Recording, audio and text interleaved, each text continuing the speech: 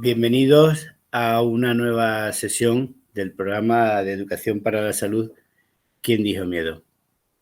En esta ocasión vamos a seguir hablando de otro tema en relación al tabaquismo o de lo que deberíamos de saber desde el punto de vista de la salud que nos pueda acarrear haber tomado la decisión en su día de ser o no fumador. Hoy vamos a hablar de esto que muchos fumadores dicen, que es que fuman porque quieren fumar. Y vamos a intentar hacer una serie de averiguaciones y de apreciaciones para ver si en realidad alguien fuma porque quiere o fuma por otras circunstancias. Si partimos que una persona se convierte en fumador porque en su día tomó la decisión de fumar, vamos a ver cómo fue esa decisión. Muchos fumadores creen que la decisión de comenzar a fumar en un momento determinado fue una elección libre y que estaban informados y que sabían lo que hacían. Pero la realidad más cotidiana, la realidad más habitual, no coincide con esa percepción y sobre todo no coincide después de pasado mucho tiempo, yo diría muchos años. Normalmente, antes la gente solía consumir tabaco para parecer más actuales, más modernos, más maduros, más adultos, es decir, queríamos ser mayores, más guapos, más sofisticados o incluso, ¿no?, algunos llamar más la atención. Pues esto era muchas veces por lo que muchas personas nos convertimos en fumadores. Y eso sucedía antes y sucede ahora. Ahora muchas personas dicen que, bueno, que estamos en la sociedad de la información, que estamos informados, que todos deberíamos de saber elegir, ¿eh? Y muchas veces no estamos nada más que muy lejos de la realidad. Esa decisión de fumar también se puede producir no solo por esas cuestiones que relataba anteriormente, sino que puede aparecer dentro de una inseguridad que tenga la persona o un rasgo de personalidad que le haga de ser excesivamente tímido o simplemente, y no diría simplemente, sino que tenga un problema de adaptación en su núcleo familiar. En resumen, muchas veces podemos decir que creen que esa decisión le hace estar más en la onda, le hace de ser más guay o le hace de ser mucho más cool, como dicen ahora. Y empiezan a fumar, ¿no? ¿Qué es en realidad fumar? Pues fumar es hacer algo. Fumar es un verbo que significa que está haciendo una acción. Pero si preguntamos muchas veces qué es fumar, hay gente que dice que fumar es un hábito. Y otras personas aprenden que fumar es una adicción. Yo digo no es una adicción, sino que conlleva a una adicción. Entonces, fumar pueden ser muchas cosas, pero fumar es coger un cilindro de 8 centímetros y medio en el cual hay un papel que tiene enrollado o contiene, al estar en ese cilindro hueco, unas mezclas de muchas cosas, y entre las cosas que hay tabaco, pero no es fundamentalmente tabaco el contenido fundamental, y que incluso tiene un filtro y que aparece presentado en un paquete junto con otros cilindros en una cantidad de 20, de 25, de 30 o incluso también de menos. Y ese cilindro lo encendemos llevándonos con la mano a la boca, lo prendemos, como he dicho, y aspiramos. Hacemos una apnea, es decir, estamos un tiempo en el cual hacemos una inspiración y paramos. Introducimos humo dentro y lo exhalamos. Es decir, fumar es una acción que acoplamos al acto de respirar. Y esto muchas veces se entiende que es un proceso que acontece a lo largo de la vida y que muchas veces empieza en la adolescencia o yo diría en la infancia, entre los 12 y los 14 años, Es decir, muchas veces, mucho tiempo antes de haber tenido la capacidad psicológica legal para poder decidir qué hacer o no hacer. Y acontece ese primer consumo, ¿no? Muchas veces decimos que las decisiones importantes que tomamos en nuestra vida no se deberían de tomar antes de tiempo, ¿no? Y la adolescencia es un tiempo muy importante para esperar a tomar esa decisión de si fumar o no fumar. ¿Por qué? Pues porque sabemos que conforme antes en el tiempo la persona tome la decisión de aprender a fumar, las consecuencias negativas van a aparecer con muchísima más posibilidad. ¿Y qué consecuencias negativas? No pensemos en que una persona con 12, 13 años que empieza a fumar vaya a pensar en tener o no tener cáncer, en tener o no tener la tensión alta, en tener o no tener osteoporosis, o tener o no tener problemas para quedarse embarazada.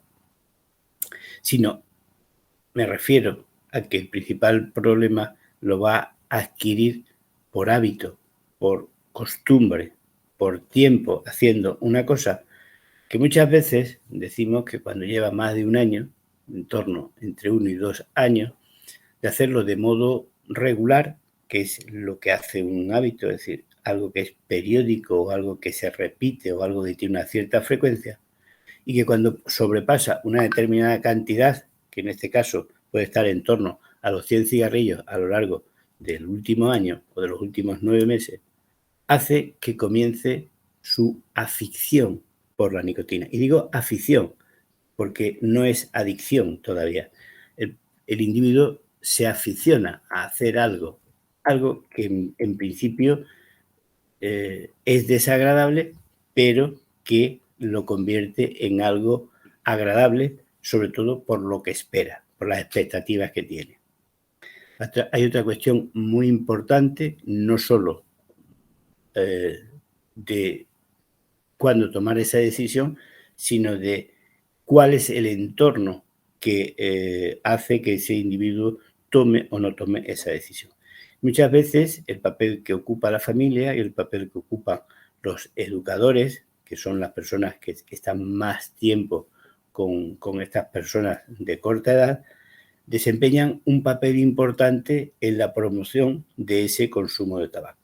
Es decir, cuando tenemos padres fumadores, tenemos muchas más posibilidades de ser hijos fumadores. Cuando tenemos alumnos o tenemos profesores fumadores, también, porque lo tenemos como referencia durante muchas horas de nuestro día y durante muchos años de nuestra infancia.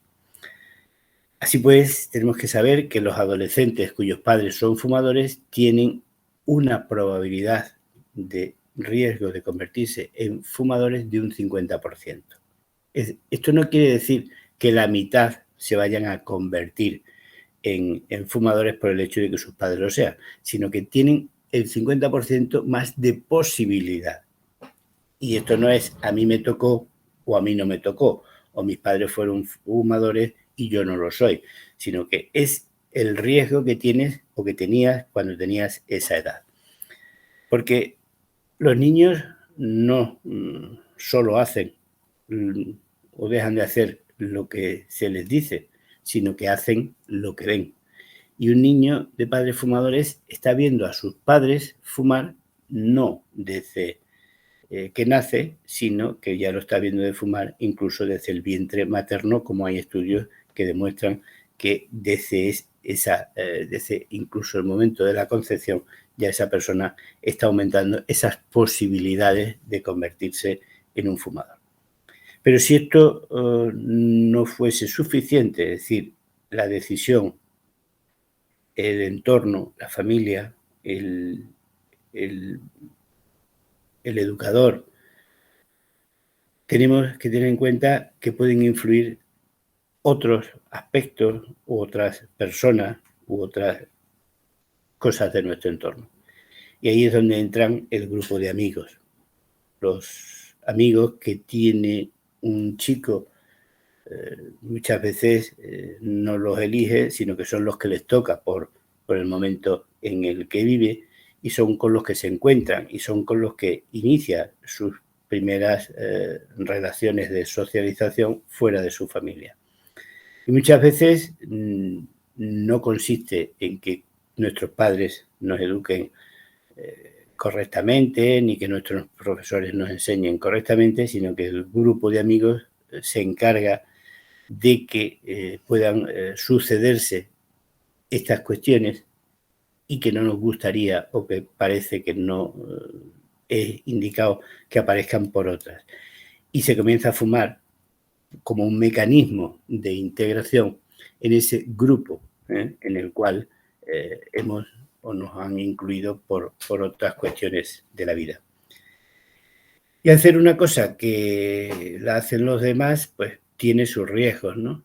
Tiene sus riesgos porque muchas veces, aunque no nos parezca así, a nadie se le ocurriría cruzar las vías del tren 10 metros antes de pasar el tren porque es guay. Porque de una persona que lo haga a lo mejor no pasa nada, pero cuando lo hacen muchos, probablemente el tren arrolle a muchas más personas de las que nos parece. Como tampoco se nos ocurriría lanzarnos desde un avión e intentar el máximo posible para encender o abrir el paracaídas, ¿no? A muchos les sucederá de que no se les abre el paracaídas. Es decir, esto de hacer lo que hacen los demás muchas veces no se entiende tan fácilmente. Y tenemos que tener en cuenta también la referencia a las prohibiciones, ¿no?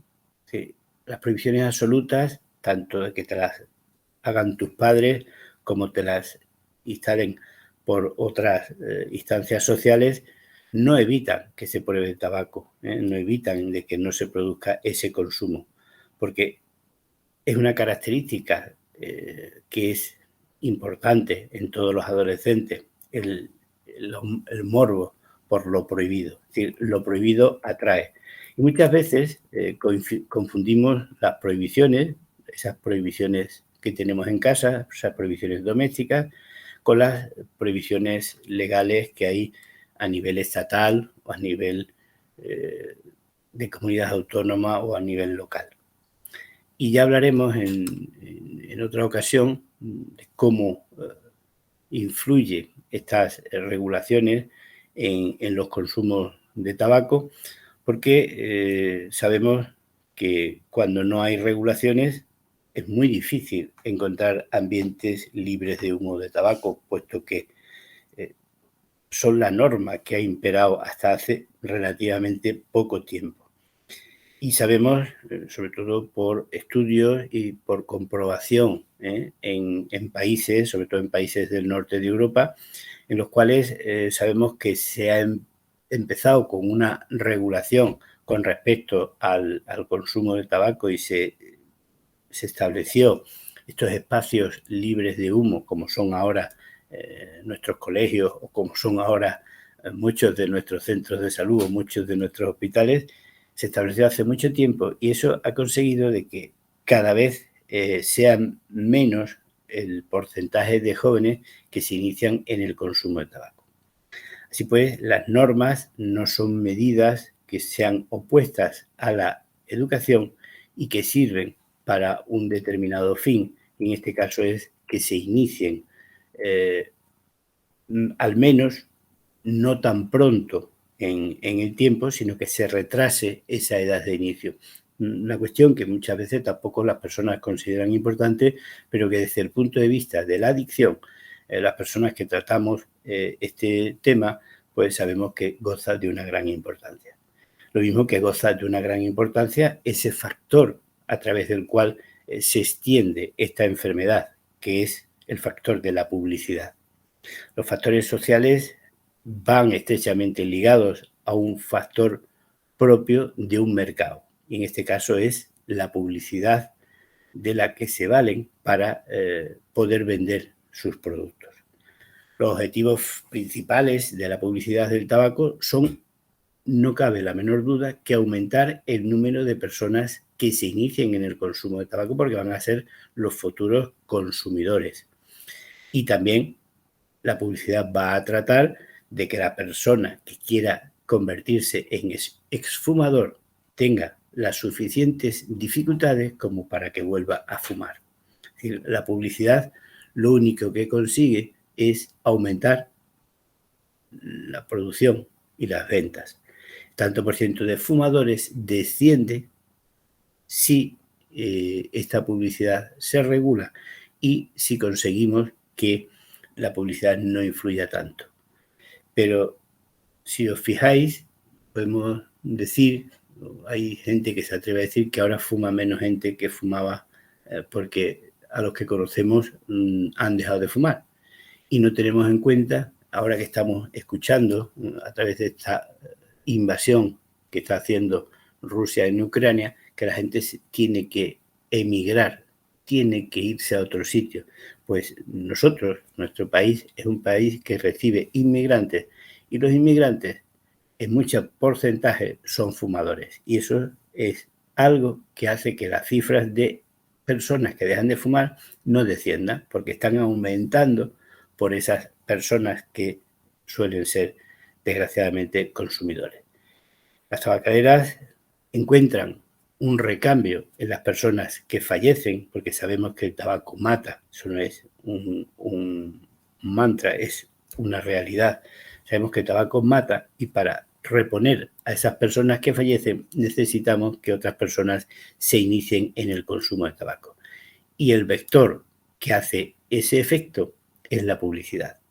La gran disponibilidad de cigarrillos que hay en todos los pueblos no es que haya uno o dos estancos, sino que haya muchos puntos de venta. Y muchos puntos de venta en los cuales se vende un producto que tiene un precio mucho más bajo que el que debiera de tener. De ahí que muchas veces el cultivo de tabaco tenga que estar subvencionado para que se pueda vender a unos niveles más o menos aceptables. Pero el precio del tabaco es inferior a lo que es su producción. Es decir, es una droga relativamente disponible y de bajo costo. Con lo cual, añadido a otros factores de marketing y añadido a otros factores de publicidad, hace que el hábito de fumar se pueda adquirir fácilmente. Sabemos por estudios, lo mismo que la industria hace sus estudios de marketing, nosotros también hacemos estudios de la publicidad y sabemos que el impacto en el inicio del consumo de tabaco en los adolescentes es muy importante.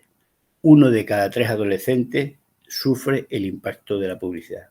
1 de cada 3, lo mismo que 1 de cada 3 personas mayores de 14 años y hasta la edad adulta de los 65 es fumador. Es decir, coinciden las cifras. Bueno, pues esto lo sabemos por un riguroso estudio que se hizo en la Universidad de California, en la cual se demostró que el 34% de la experimentación con tabaco en los jóvenes californianos era atribuible al efecto único y exclusivo de la publicidad.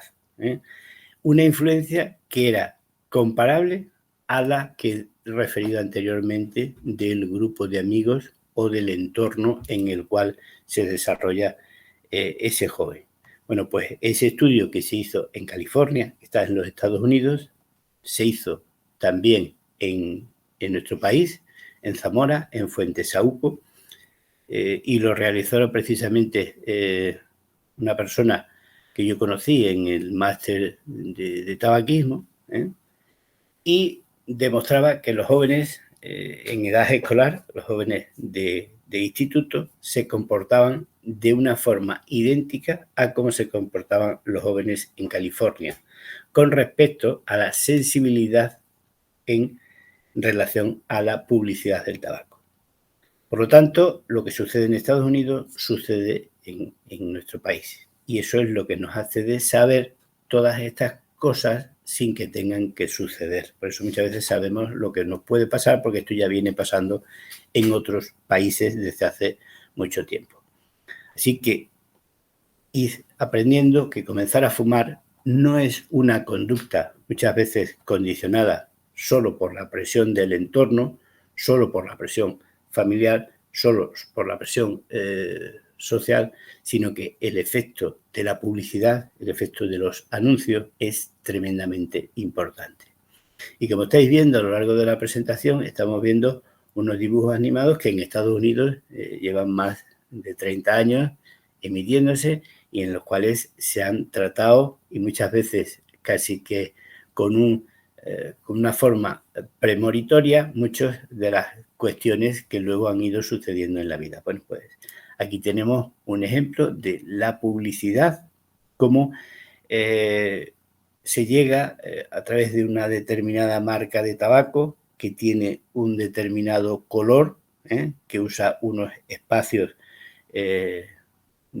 determinados selectivamente para decirnos cosas, ¿no? Y para decirnos cosas, fijaros en este anuncio, que no es un anuncio, sino es una foto de una serie de dibujos animados que son los Simpsons, cómo llegan a una factoría donde hay programas en ese sitio, parece ser que es donde se programa, ¿no? Pues ahí nos están mandando la programación para ser o convertirnos en fumadores, ¿no? Y la publicidad, podemos decir que influye de una forma muy notable, no solo en cambiar los valores sociales, sino en nuestras pautas de comportamiento, en las modas que seguimos y en nuestro propio estilo de vida. La publicidad genera prejuicios, genera necesidades y genera expectativas que muchas veces no se corresponden con la realidad porque se deben simplemente a lo que esas grandes marcas quieren conseguir, y es conseguir cada vez que haya más consumidores. No parece casualidad que en un estudio realizado en Zaragoza hace unos 20 años se detectó el alto porcentaje de publicidad que había de alcohol, y sobre todo que había de alcohol cerca de los institutos. Curiosamente, en esta serie de dibujos animados se promociona o se publicita una determinada marca de cervezas que uno de los protagonistas usa con relativa frecuencia y con relativa facilidad. El guión de la vida es el resultado no solo de un conjunto de decisiones, algunas de ellas tomadas de una manera prematura, cuando tenemos 10, 11, 12 años, y muchas veces de una manera forzada, y sobre todo forzada por una presión de algo que muchas veces no nos damos cuenta. Y podemos entender esto, pero dice, bueno, sí, eso es porque se inicia alguien en el consumo de tabaco, pero luego, ¿por qué sigue fumando si sabemos tantas cosas? Pues claro, una vez que se ha convertido por el hábito en un fumador y una vez que ha pasado ese tiempo entre 1 y 2 años y se ha sobrepasado esa cantidad de esos 100 cigarrillos, pues muchos ya se quedan presos de esto que yo trato de enseñaros, que es la adicción, que es una enfermedad, y muchas veces vemos que por esa adicción muchos de los fumadores no fuman porque quieren, sino porque se acumulan o se juntan un montón de circunstancias que le llevan a que esa conducta, que sabemos que es mala, que es nociva, es adictiva y que cada vez tengan en mayor profundidad conforme vayan pasando el tiempo. Y luego se van a dar cuenta que muchos de ellos van a tener verdaderas dificultades para vencer esa adicción y para reiniciar una nueva vida sin humo de tabaco. Es decir, ¿por qué se fuma? Podríamos replantearlo y decir o pensar, ¿para qué se fuma? El tabaco, como explicaba Vicente Verdú en su ensayo Día sin humo, es para el adicto como una patria, un sistema de referencias, un sistema de afectos y de conocimientos. Romper con la patria, con los afectos y con los conocimientos, que es lo que supondría la decisión de decir adiós a esa familia, a esa tradición y a esos afectos, pues probablemente lo conviertan en algo difícil de lograr. Por eso muchas veces parece muy difícil dejar de fumar, porque hay que romper con muchas cosas. Y muchas cosas que vienen sucediendo desde hace mucho tiempo, porque fumar no fumamos porque queremos. Fumamos porque somos, en mucha probabilidad, adictos a la nicotina con el tiempo que llevamos consumiendo.